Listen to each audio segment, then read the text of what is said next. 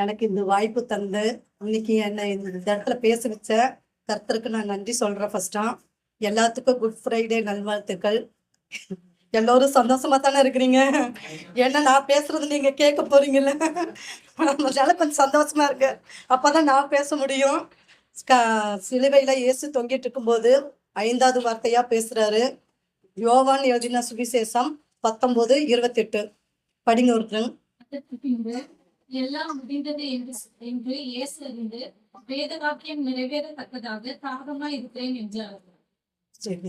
இப்போ இயேசு இந்த பூமிக்கு எதற்காக வந்தாரு? பாவிகளை ரட்சிக்கிறதுக்காக வந்தாரு. அப்பா அவரோட பிதாவின் சித்தம் என்ன? தான் சொந்த குமாரனை இந்த பூமிக்கு அனுப்பணும். ஒரு ஜீவன் கூட கெட்டு போக கூடாது, எல்லாருமே ரட்சிக்கப்படணும் அப்படிங்கிற ஒரு இது. இயேசு பிதாவின் சித்தத்தை நிறைவேற்றவரா வந்தாரு. எல்லாமே நிறைவேற்றினாரு. ஊழியம் செஞ்சாரு, சீசர்களை உருவாக்குனாரு, ஜெபம் பண்ணாரு. அவர் பிதாவின் சித்தம் என்னென்னலாம் இருந்ததோ அது எல்லாமே இயேசு செஞ்சு முடிச்சாரு. முடிச்சு அதன் பின்பு வேத வாக்கியத்துல நிறைவேறத்தக்கதாக இயேசு சிலுவையில பாடுபடணும், அடிக்கப்படணும், அவர் நொறுக்கப்படணும், ரத்த சிந்தணும் அப்படிங்கிறது வேத வாக்கியத்துல ஏசாயா தீர்க்க தரிசனத்துல ஃபர்ஸ்டே எழுதியாச்சு. எரேமியா அந்த தீர்க்க தரிசன இதுகளை எடுத்து பார்த்தனா இவரை பத்தி எல்லாமே எழுதியிருக்கு. பிதாவின் சித்தத்தை நிறைவேற்றுறாரு. பிதா ஒப்பு கொடுக்குறாரு, தன் சொந்த குமாரனை சிலுவையில ஒப்பு கொடுக்குறாரு. அவரும் அதுக்கு தன்னை அர்ப்பணிக்கிறாரு. நான் என் ஜனங்களுக்காக நான் என்னை அர்ப்பணிக்கிறேன்னு சொல்லி அர்ப்பணிக்கிறதுக்கு தன்னை ஒப்பு கொடுக்குறாரு.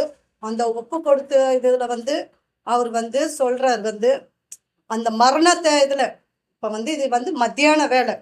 இப்ப நம்மளே ஒரு மணி நேரம் இந்த வார்த்தைகளை கேட்டுட்டு இருந்ததுக்கு எப்படா நம்ம எந்திரிச்சு வெளியில போவோம், எப்படா நம்ம சாப்பிடுவோம், எப்படா தண்ணி குடிப்போம், எப்படா ரெஸ்ட் எடுப்போம் அப்படிங்கிறது நம்ம மனுஷர்களோட குணம். ஆனா அவரு சிலுவையில எத்தனை மணி நேரமா தொங்கிட்டு இருக்கிறாரு. அவருக்கு அந்த சரீரத்துல ஒரு தாகம் இருக்குது. சரீரத்துல சொந்த ரத்தத்தை எல்லாம் சித்துறாரு. எத்தனை இடத்துல அவரை இது பண்றாங்க, கேவலமா பேசுறாங்க, துப்புறாங்க, அடிக்கிறாங்க, பிளாத்தெல்லாம் ரொம்ப இது பண்றாங்க. அப்படி இருக்கும்போது சிலுவையில் அடிக்கப்பட்டு ரத்த சிந்தி அவர் உடம்பெல்லாம் ரொம்ப ஒடுக்குனது போல அப்படி ஆயிடுச்சு.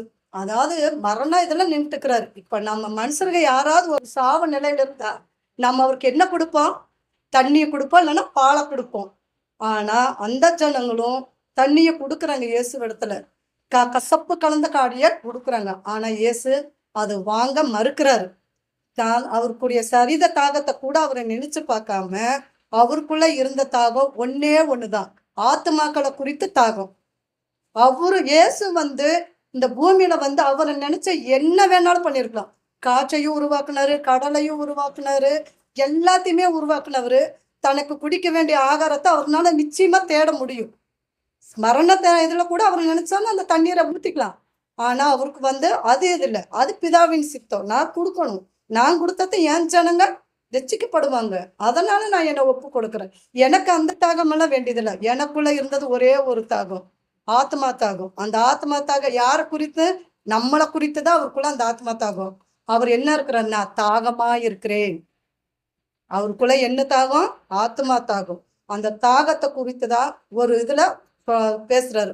அந்த யோவான் 4வது அதிகாரத்துல 4வது வசனத்துல எடுத்து படிச்சு பார்த்தோன்னா 1லேருந்து 30 முடிக்கு ஒரு சமாரிய பெண்ணை பத்தி சொல்லியிருப்பாரு. அந்த கிணத்து பக்கத்துலதான் போய் யாக்கோபின் கிணத்தின் அருகில தான் போய் இலைப்படைந்தவரா உட்கார்றாரு. உட்காரும் போது இந்த மத்தியான வேலையில தான் போய் போஜனத்துக்காக போறவரு. அவர் சீசர்கள் எல்லாம் போயிருக்கிறாரு. இவர் போய் இலைப்படைந்தவராய் போய் உட்கார்ந்துருக்கிறாரு. உட்கார்ந்து இருக்கும் போது அந்த சமேரிய ஸ்திரீ வரா. இயேசு இடத்துல வர தண்ணி மூக்கு இயேசு அவரை பார்க்குறாருங்க. பார்த்துட்டு 2 பேரும் பேசுறாங்க. எனக்கு இந்த தாகத்துக்கு தண்ணி கொடு அப்படின்னு இயேசு அவர்கிட்ட கேட்குறாங்க. அந்த பெண்ணு யூதாவா இருந்துட்டு ஒரு சமேரிய பெண்ணுகிட்ட நீங்க தாகத்துக்கு தான் என்று நீங்க கேட்கலாமா? இது எப்படி ஆகும், சாத்தியமாகும் போது நீ தாகத்துக்கு தான் என்று யாருன்னு நீ உணர்ந்திருந்தனா நீயே என்கிட்ட ஜீவ தண்ணீரை கேட்டிருப்ப அப்படிங்கிறாரு. அப்ப இயேசு இந்த இடத்துல எப்படி இருக்கிறாரு? ஜீவ தண்ணீரை கொடுக்கிறவரா இருக்கிறாரு. அவரோட தண்ணி எப்பேற்பட்ட தண்ணியா இருக்குது? ஜீவன்களை கொடுக்கிற தண்ணீரா இருக்குது. நம்ம எத்தனை ஆத்மாக்களை இது பண்ணாலும் நம்மளால போய் எழுப்ப முடியுதா? முடியல. அந்த ஜீவன் இல்லைன்னா ஒண்ணுமே இல்லை. ஆனா அவர் சொல்றாரு, என் வார்த்தையை நீ உட்கொண்டா நீ ஜீவன் அடைவ அப்படின்னு சொல்லி கேட்கிறாரு. அந்த ஸ்திரீ சொல்றா, என்கிட்ட ஒண்ணுமே இல்ல ஆண்டவரே, நான் எதுலேருந்து உங்களுக்கு தண்ணி மோந்து கொடுக்கறது சொல்லும்போது இயேசு சொல்றாரு, பரவாயில்ல, நான் எனக்கு வந்து தாகத்துக்கு நீ கொடுக்குற தண்ணிய விட நான் கொடுக்குற தாகத்து தண்ணிய நீ ஏத்துக்கோ, ஏத்துக்கோன்னு சொல்லிடும்போது, ஆண்டவரே இது எப்படி ஆகும், நான் என்ன பண்ணட்டுங்கும் போது, போய் உன் வீட்டுக்காரங்களை கூட்டிட்டு வா அப்படிங்கும்போது, ஆண்டவரே ஆண்டவர் வந்து அந்த பெண்ணோட இது தெரிஞ்சுக்கிறாரு. அவ வந்து ஏதோ ஒரு இதுல ரொம்ப வேதனைப்பட்டிருப்பாளாட்டு தன்னை குறிச்சு. என் வாழ்க்கை இப்படி ஆயிடுச்சு, எனக்கு 5 புருஷங்க இருக்கிறாங்க, இதுவுமே எனக்கு 6வது புருஷன் நிலை இல்லையேங்கிறது ஏதோ ஒரு குறிச்சு வேதனைப்பட்டிருந்தேன். ஆனா இயேசு அவளை பத்தி தெரிஞ்சுட்டாரு. அவருடைய இருதயத்தை பத்தி தெரிஞ்சுக்கிட்டு போய் கூட்டிட்டு வாங்கும்போது கூட்டிட்டு வரக்க அதாங்கிற. ஆனா இயேசு என்ன சொல்றாரு, உனக்கு இதுவும் புருஷன் இல்லையே. அப்படி இருக்கும்போது இயேசு அவளோட இது குறித்து பத்தி மன்னிப்பு கொடுக்குறாரு. இந்த இதுவும் வாழ்க்கை உனக்கு இது இல்லையே, நீ என்ன கடைப்பிடி அப்படிங்கிறதுக்கு, நீ என்ன கடைப்பிடி, நான் உனக்கு வேண்டியதெல்லாம் நான் செய்வேன் அப்படின்னு சொல்லி பேசி இது பண்ணும்போது அந்த சமரிய ஸ்திரீ இயேசுவை பத்தி தெரிஞ்சுக்கிறான். இயேசுவும் அந்த ஸ்திரீ எப்பேற்பட்டவோ அவளோட வேதனையை எப்படி நீக்கணுங்கிறத தான் ஆத்மாவில உணர்றாரு. அந்த ஸ்திரீ இயேசு எப்பேற்பட்டவர், அவர் ஒரு தீர்க்க தரிசிங்கிறாரு. அந்த பெண்ணு வந்து அவர் அவளை பத்தி எல்லாமே சொல்லும்போது, இவரு எப்பேற்பட்டவரா இருப்பாரு, இவருங்க நான் ஒரு நாள் கூட பார்த்ததில்லை. நான் இன்னைக்கு நான் இவர்கிட்ட ஒண்ணு நான் சொல்றேன்னா இது நாளைக்கு மத்தவங்க கிட்ட சொல்லுவாங்க. ஆனா அவ வந்து யோசிக்கிற, இயேசு இவர் எப்பேற்பட்டவர், நான் இவர்கிட்ட ஒரு நாள் கூட நான் இவரை பார்த்ததில்லை, பேசினதில்லை. ஆனா தன்னை குறிச்சு எல்லாத்தையுமே சொல்றாரு, இவர் எப்பேற்பட்டவரா இருக்கிறாரு. தீர்க்கதரிசியாவும் அந்த பொண்ணு சொல்றான், இவர் ஒரு தீர்க்கதரிசி அப்படின்னு சொல்லி முடிச்சுட்டு அப்புறம் அந்த ஸ்திரீ இயேசு பேசி முடிச்சுட்டு அவளுக்குள்ள ஒரு தாகம், என்னை பத்தி பேசினார்ல, நான் இப்பேற்பட்ட ஒரு ஜீவ தண்ணீரை எனக்கு கொடுத்துருக்கிறாருல, அப்ப நான் போய் என்ன பண்ணணும், மற்ற ஜனங்கள்கிட்ட சொல்லணும்.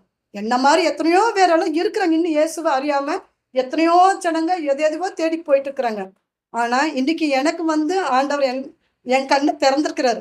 அந்த ஸ்திரீயோட கண்ணை திறக்கிறாரு. திறந்து அவர் மன்னிப்பு கேட்டு திறந்தப்புறம் அவர் அந்த புள்ள போய் எல்லார்கிட்டையும் சொல்ல போறான், இப்படி ஒரு தீர்க்கதரிசி வந்திருக்கிறாரு, இப்படி ஒரு மேசியா பிறந்திருக்கிறாரு, இப்படி இந்த சமேரியா நாட்டுக்குள்ள வந்திருக்கிறாரு, அநேகர்களுக்கு சுவிசேஷம் சொல்லத்தக்கதான் வந்திருக்கிறாரு, அநேகரும் வாங்கன்னு சொல்லி அவங்க அந்த அந்த எல்லா இதுக்கும் அந்த சமேரியா நாட்டு ஃபுல்லா போறாங்க. போய் எல்லார்கிட்டையும் சுவிசேஷத்தை சொல்லி எல்லாத்தையுமே இயேசு கிட்ட கூட்டிட்டு வராங்க. அப்ப இயேசு அந்த ஸ்திரீயோட மனசத்தான் பார்த்தாரு.